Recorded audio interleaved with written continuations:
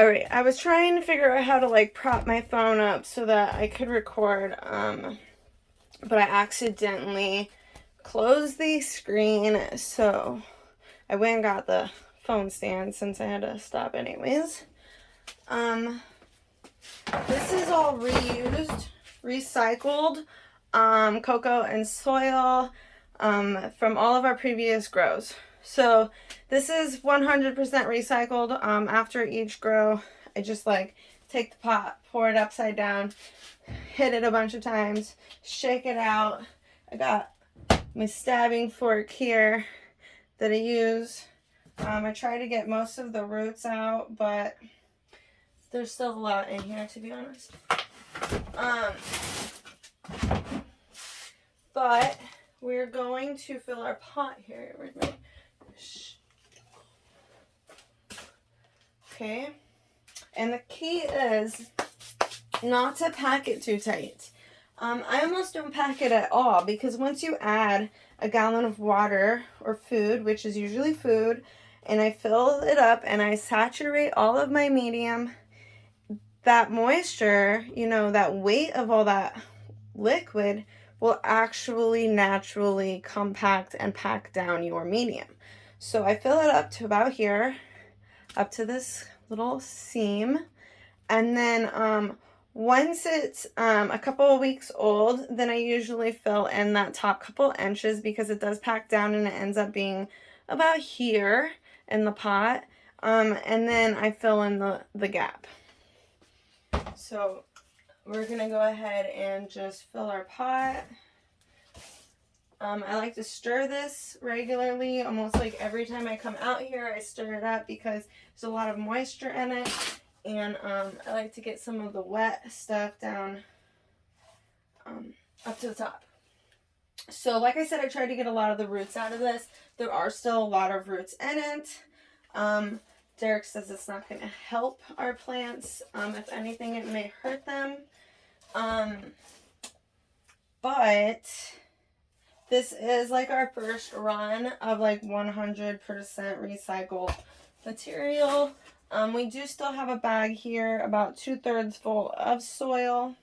So we have, if we need to add more, then we'll take some Floraflex quick fill pots that are just cocoa. You add water and they expand, and then we will use those.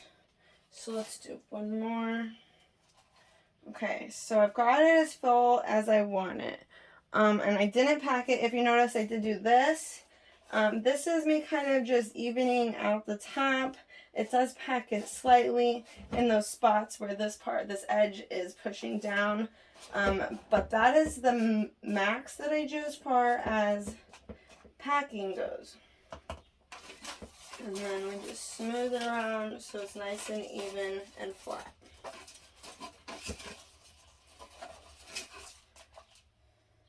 And that is it. And I made a mess.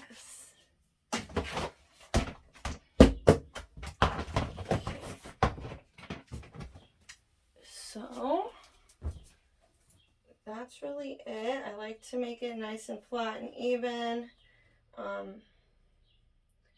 Pull out some roots.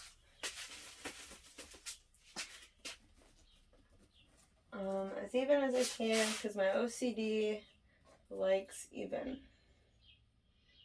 Okay. So that is it. I kind of wanted just to show you guys so that you can understand that there's not really any need for packing it. The reason that I say this is because if your pot is packed too tight, it has a really difficult time for your roots to push through it. I think in my mind that if I was a root, I would want a really easy way. I wouldn't want to have to struggle to push, right? And if I have an easier path and I can push my way through the soil and medium and cocoa as quickly as possible and easily as possible with least amount of resistance, then I might grow even bigger, right? In my mind, if I was a root, that's how I would feel. I want to get big and strong. I want to get super long. And so I want the least resistance path possible. If everywhere I'm pushing and slithering and trying to grow, there's something blocking me, or it's really tight and really hard to move through it and grow, then I'm probably not going to get very big, and I'm probably not going to, you know, grow as much as I would like. That's me as a plant. So when I'm thinking about growing or thinking about anything during my grow process, I always think of the best and easiest for my plant, whatever's best for them. So I'm going to go ahead and pause you guys for a minute, and I'm going to take my pot upstairs, and I'll meet you back up there in like literally 1 second for you. Alright, so I hope that helps you guys as far as starting your germination process and getting your seed to pop. Another common thing that I've noticed that can cause people problems with popping seeds is overwatering or underwatering. I always say that I want to saturate my pot, which I do. I like to get it wet until it does run off. Sorry, I'm a little bit out of breath from going up the stairs. Out of shape. I'm okay. So catch my breath there a little bit. So I like to make sure when I'm saturating my pot that I do have a little bit of runoff, but I'm not having so much runoff that I have literally drowned out my pot. I usually, so we have our bottoms. I have one here I can show you. So these are our catch trays, right? They're about 1.5 inches deep. And then we have our little plant elevators, or pot elevators. And you can get these ones on Amazon. They actually came bigger, and then you cut them to size. However, you can pretty much use almost anything that is just going to prop up your pot a little bit. This has about, I'd say, 1/2 inch rise to it, or elevation to it. So not a lot. It's about only 1/3 of what our catch tray is. So whenever I have runoff, I typically like to stop as soon as it starts coming out, because it'll continue to come out for another like 5 minutes, usually, give or take. So I like to let the runoff stop as soon as possible. If you end up with runoff and your entire catch tray is full, or even more than this, like, so sometimes I'll have to empty my catch tray, right, because I don't like my pot to sit in that runoff. I don't want my plant to sit in the runoff and soak it right back up, because that's not good for it. So you will see me empty my catch trays occasionally. However, if your pot has so much runoff that it's overflowing this, that you have to empty your catch tray more than one time, you are overwatering. They say that you can't overwater cocoa, but that is not true. You can overwater anything. I mean, obviously, you can overwater anything. If you gave your plant 3 gallons and then let it sit in the runoff, you have overwatered. Okay, so as a seedling, I actually do not like to do to runoff. I try not to feed it until runoff. I usually do about 4 cups, so it's about 1/2 gallon. So it's enough to look like the pot is wet, and it does have a really nice weight to it. It's heavy, but it did not have runoff yet. Usually about 5 to 6 cups, I will get runoff. So as a seedling, I may not do all the way through runoff, but if I do, it's only like 5 cups or 6, and then my runoff doesn't even overflow my pot elevator. So if I do the runoff during seedling, it literally is just barely any. It's just a little bit underneath of this, and it's not enough that I have to empty my catch tray. Okay, so that's another reason why a lot of times I and other people may have issues popping seeds or getting one to pop, is overwatering.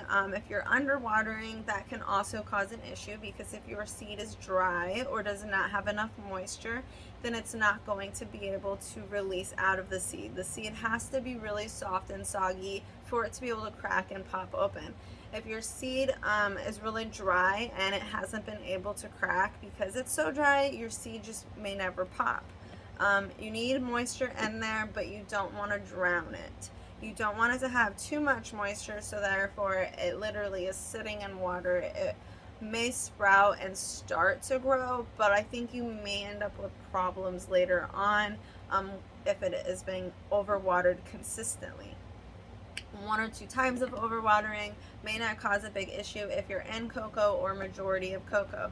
If you are in only soil, it is very easy to overwater your plants because they actually soil retains so much more moisture than cocoa. When I was growing with only soil in our first 6 months of growing, I could actually feed one 3-gallon pot up to 2 gallons in a day, and that's so much, right? Because I'm only doing 1 gallon now. So to feed it 2 gallons in a day in soil, that water retention that soil has will last 5 to 7 days without getting fed again, right? So you're going almost a whole week with only 1 feed dose, maybe 2 max. So with a little bit of cocoa or majority cocoa, you're going to be able to dry out your pot much quicker, therefore feeding it more often and allowing for it to grow a little bit bigger majority of the time, not always. So another thing is we like to make sure that our pot is dried out almost completely before we feed it again. Like when you first plant your seed and you have saturated the pot with about 4 to 5 cups of water and you pick it up, make a little mental note of how much that weighs in your head, how it feels when you pick it up. Because that is how I personally check the next following day or 2 is if it looks dry on the top, I'll pick it up and see how heavy it is. If it feels about the same weight as it was on that very first day, then I'm not going to feed it. If it feels less than that, I'm going to feed it.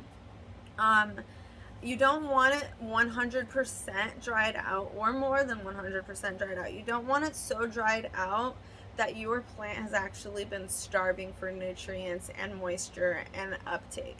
Because if there's nothing in it, it can't uptake. It's starving, it's thirsty, it's dehydrated. And sometimes if you allow your plant to be dehydrated for too long, then it can get locked out. And when you feed it the next time, it's not going to soak it up very fast. It's going to take twice as long, and it can also start causing burn signs on your leaves of your plants because at this point it has been starving and dehydrated for several days probably, and it's been lacking nutrients, and therefore when you do finally feed it, she doesn't want to take it in. She's sick at this point and she can't take it in, and it's going to take a flush, just water to be able to get her moving again. And then you're going to have a week or 2 of stunt happening where she's not growing, she's not moving. But when she's an autoflower, that 1 to 2 weeks is a really big deal. So that can prolong your autoflower from going 11 weeks to 13 weeks. Or it may finish up early and still finish at that 11 weeks, but it didn't get the size that it could have potentially gotten.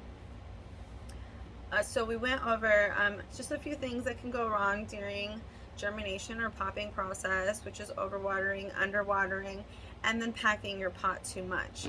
I don't believe that you can not pack your pot too much, like as meaning if you don't pack it at all, I think it'll be perfectly fine. I think it'll be great because like I said, once you pour in that water, that 1 gallon, that half a gallon, that 4 to 5 cups when you're first starting, she'll be fine.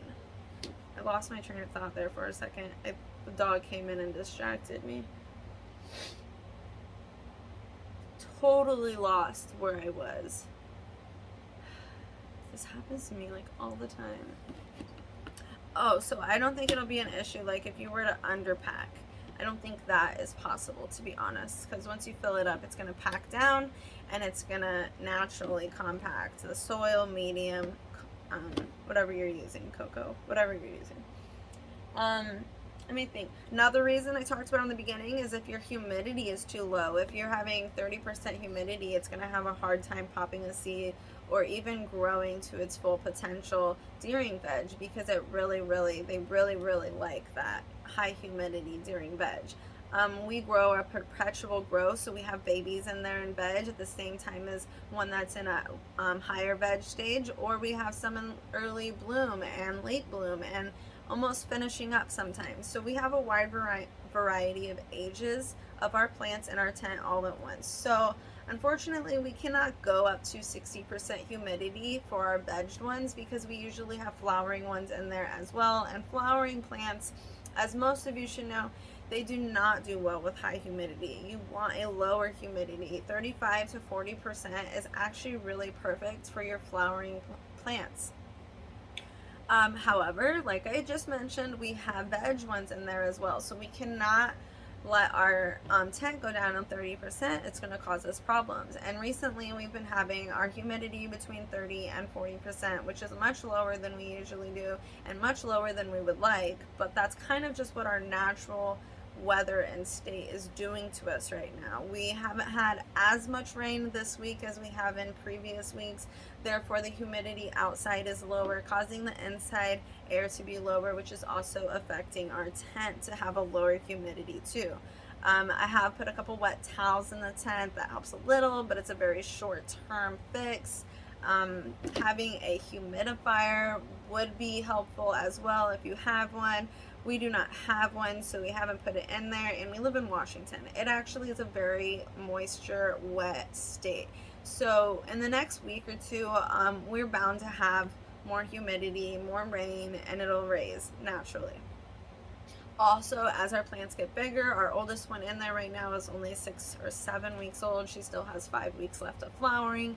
So once she is bigger and in full flower, and same with having another couple plants in flower, will actually help raise your humidity in your tent. So that's why you don't want to have a full tent of 6 full flowering plants, because your humidity will be through the roof if you don't have a dehumidifier. We are close to having our perpetual grow completely like kind of finished, kind of wrapped up, and it's on schedule for the most part. We have one in there that's very young. We have one that's trying to pop from seed, and then we have our 6-week-old girl that is flowering, early flower. I think she's only in her 2nd week of flower. But once she's in, say, about to pop or about to drop, and she's almost done, then we're gonna have several other plants staggered in age behind her, and we'll still have at least one that is a super baby young seedling. So then that humidity will start to rise because we'll have plants in further flower that'll help our veg ones in return.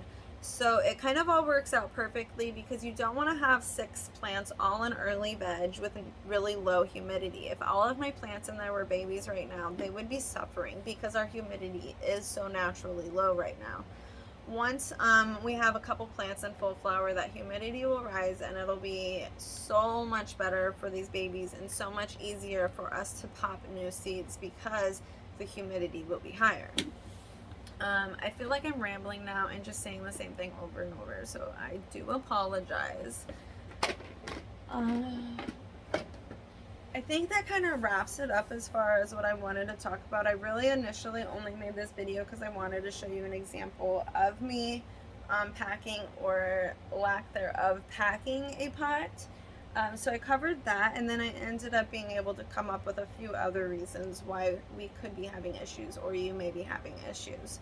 I think I just about covered them all, so I really hope any of this information is helpful. Maybe it'll answer some of your questions, either currently or past, or possibly even a future scenario that you may run into where some of this information can be useful.